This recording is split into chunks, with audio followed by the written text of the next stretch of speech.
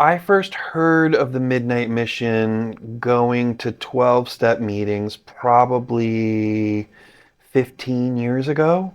And I knew Marcus Butler, who's also a director here.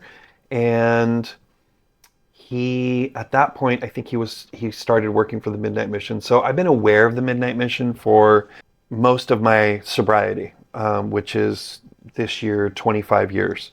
So I was working for myself as an interventionist and doing private care for people in recovery that need recovery.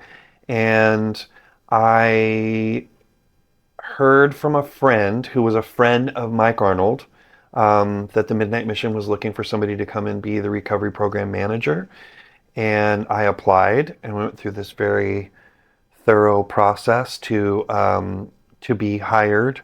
And that was April 1st, 4 years ago. So I've been here for 4 years. I'm in my fifth year now. I think one of the principles that has had the biggest impact on me in my 12-step journey is the idea of service. And I think my understanding of service when I was newly sober versus my experience of being of service now, it's evolved. And so I think that in turning my life over to the care of God, what I believe in most is being useful wherever I am. I think the Midnight Mission has something magical that happens. And, you know, if you're just walking around the Midnight Mission or you're watching what we're doing here, I think it's pretty exceptional.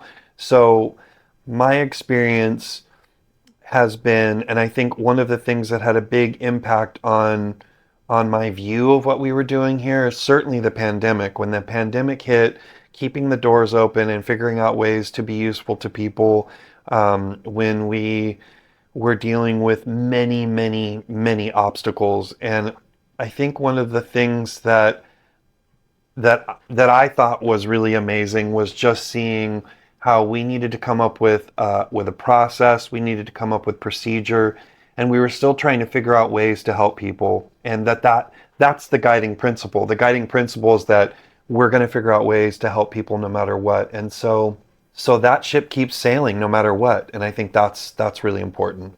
I think that's the thing that's amazing about what we do here is that transformation is absolutely possible, and that it's not so much about collecting time as having a different experience. And so what I'm committed to and what we do here is we offer people the opportunity to have a new experience of themselves. And I think that's the difference between knowledge and an experience, is that if you can have a new experience of yourself, you can walk in feeling one way about yourself and walk in have a completely different experience of yourself. You don't even know what's possible. And that's my story, and that's my experience. So I think that transformation, and there's somebody that's in my program right now who has this is his third visit, and he's having a whole new experience. He's having a whole new experience.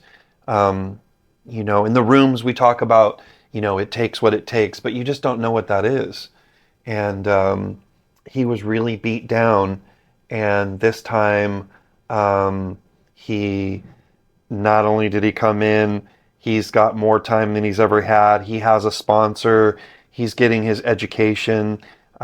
He's working. There's a lot of things that can happen if you're willing to put the work in. The hard part about what we face with addiction is that in order for a surrender to occur, you have to be pretty badly mangled before you're willing to do that. And so you have to exploit all other avenues in order to really submit yourself to a process. It is a radical idea that you can have a completely new experience by following some instructions and following some suggestions, rather. So, yeah, I think we're in the business of miracles. I think there's really amazing things that happen here for sure.